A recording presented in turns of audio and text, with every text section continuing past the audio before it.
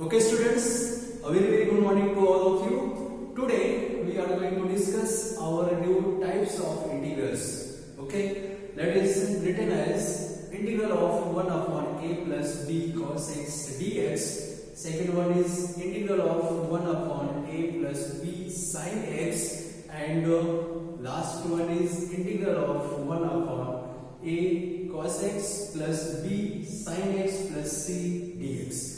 Students, I am going to write that on board. Please see carefully. Okay, the types. First one is written as 1 upon a plus b cos x dx. Second one is written as 1 upon a plus b sin x dx. And third one is written as 1 upon a cos x plus b sin x plus c dx. Okay, here we have written first, second, third. First is integral of 1 upon a plus b cos x. Students, if we realize these three types of integral, types means format, the format of integral. The first format is 1 upon a plus b cos x. In denominator we have two terms. First term is a. A means constant term. Constant means without x. And the second one is b cos x. Cos x means a trigonometric function in x and multiplied by b. In the second format we have a plus b sin x. So first term is a means constant term, and second term is trigonometric function in x multiplied by b. And last one, there are three terms. First is trigonometric functions cos x, second one is the trigonometric function sin x, and last one is the constant term, that is c. So इसको integrate करने का क्या system है, क्या तरीका है, क्या process है, let us to discuss that. Students, we know that half angle formula and full angle formula, that is you can write it as also integral of 1 upon a plus b cos of 2x dx. 1 upon same to same वैसे ही है, but जैसे cos x यहाँ पे cos 2x है. आपने सुना है half angle formula, full angle formula. एक मिनट बताता हूँ. जैसे 1 अपॉन यहाँ पे से क्या लिख सकते हो आप, a plus B sine of 2x dx, और यहाँ पर भी आप लिख सकते हो 1 upon a cos of 2x plus b sine of 2x plus c dx. इसमें कुछ भी डिफरेंस नहीं है, बट वहां पे cos x है, यहाँ पे cos 2x है, यहाँ पे sin x है, यहाँ पे sin 2x है, यहाँ पर p ऐसा है. तो इंटीग्रेट करने का सेम प्रोसेस रहेगा. तो अंदर क्या रहेगा, what are the difference between these two? देखो हमें इसे कैसे इंटीग्रेट करना है, using method of substitution. Method of substitution. तो आपको कैसे करना है, देखिए जब आपको cos x रहेगा तो आप क्या सब्स्टिट्यूट करोगे. जब cos 2x रहेगा या sin 2x रहेगा, cos 2x रहेगा, तो हम क्या सब्स्टिट्यूट करेंगे, क्या अज्यूम करेंगे. ओके, तो our assumption, our substitutions depend on half angle की full angle. Full angle means 2x, full angle means 2x cos x. अब फुल एंगल हाफ एंगल कैसा है, देखिए आप वहां पर कैसे पढ़ते थे. जैसे समझिए आपके पास cos 2x का फॉर्मूला क्या होता था, that is cos square x minus sin square x. मतलब क्या, जब 2x रहेगा तो यहाँ पे x आ रहा है, cos ऑफ 2x. जब 2x है तो यहाँ पे क्या आता है, x आता है. In this way if we write cos of x, अब क्या आने वाला है बताइए. तो cos 2x था तो वहां पे x आप लिखते थे, cos square x minus sin square x. अब अगर मैं यहाँ पे cos x लिखता हूँ तो हमें क्या लिखना पड़ेगा, we have to write cos square of x by 2 by उसका आधा, उसका 50% minus sin square x by 2. इसको बोलते हो हाफ एंगल फुल एंगल.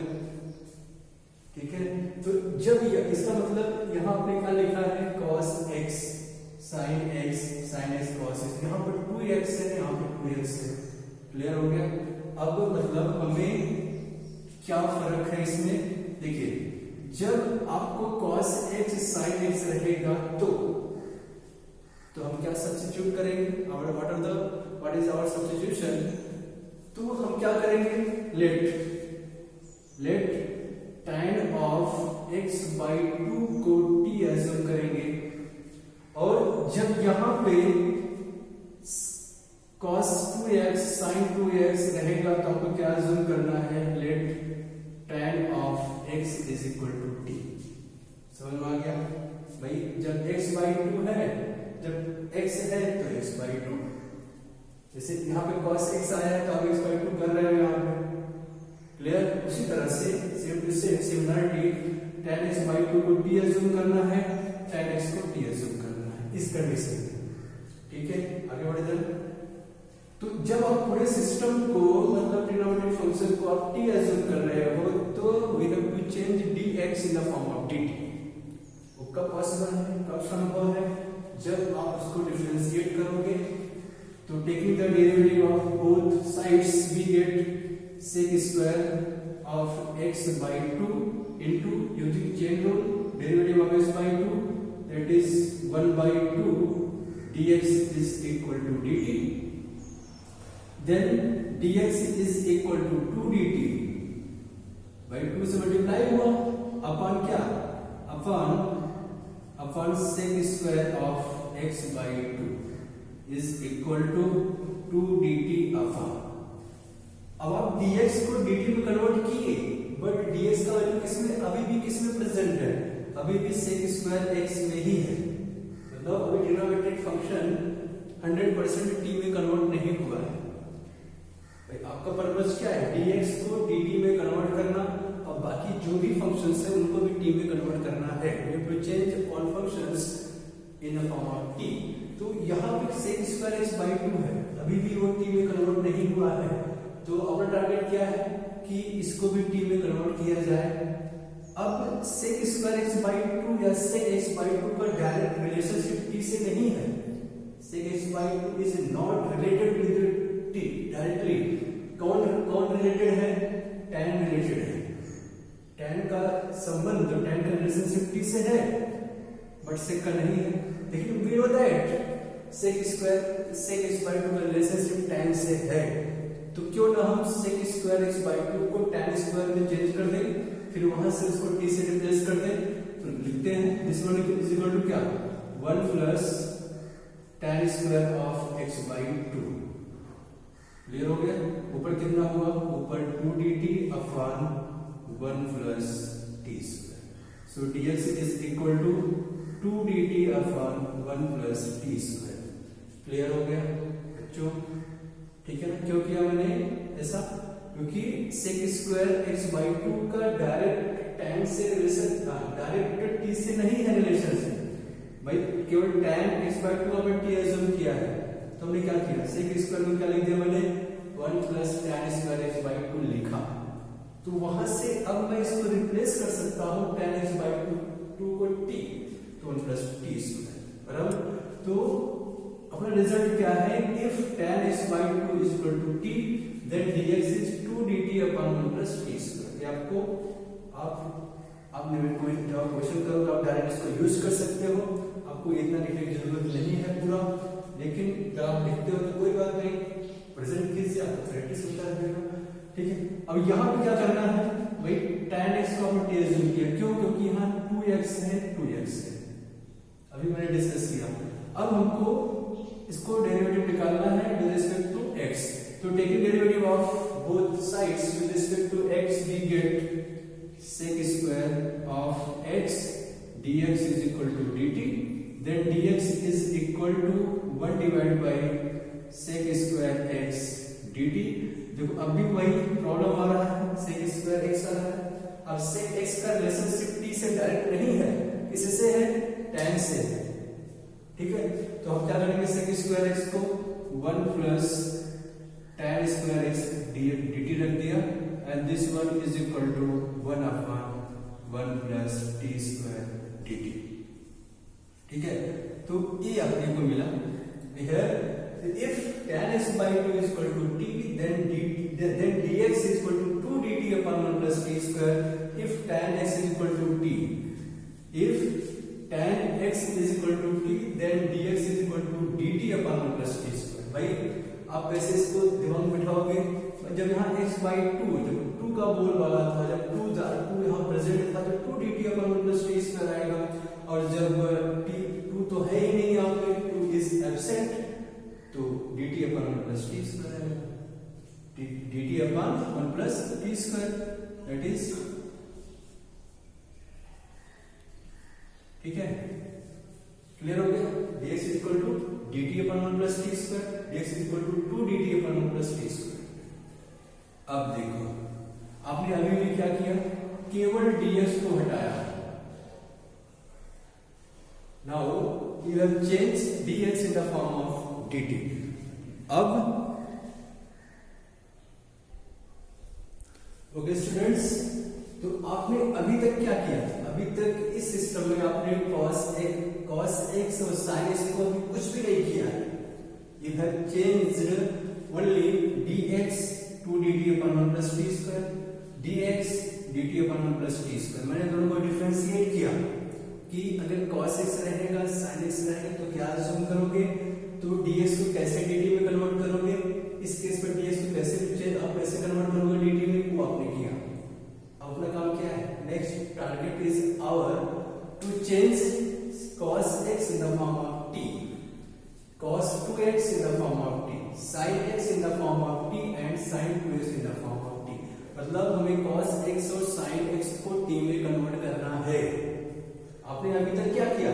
अभी तक हमने dx को dt में कन्वर्ट किया, उसके लिए ये सब हमने प्रोसेस अप्लाई किया। ओके, चलो फिर अब कैसे करेंगे? cos x को t में कन्वर्ट करना है। अब cos x का डायरेक्ट रिलेशनशिप t से नहीं है, किससे है? tan of x by 2 से है। cos x is not connected with the t directly, but t is connected to tan x by 2। तो क्या हम cos x को tan x by 2 के फॉर्म में प्रेजेंट कर सकते हैं? ओके, कर सकते हैं क्या? देखो अपने पास एक फॉर्मूला है cos x का, that is 1 minus tan square of x by 2 upon 1 plus tan square x by 2। यही तो है cos x in the form of tan x। cos 2x होता तो वो भी लिख देता हूं। cos of 2x is equal to क्या होगा फिर? 1 minus tan square of x divided by 1 plus tan square of x। देखो ना, जब x आता है तो x by 2 आएगा, जब 2x आएगा तो x आएगा, x आएगा। मैं कब से बोल रहा हूँ भाई, हाफ एंगल फार्मूला यहाँ थोड़ा सा डिस्कस किया था, ज्यादा डिस्कस नहीं किया था। तो रख दो आप 1 minus tan x by 2 को आपने क्या अज्यूम किया है? t अज्यूम किया है, तो रख दीजिए।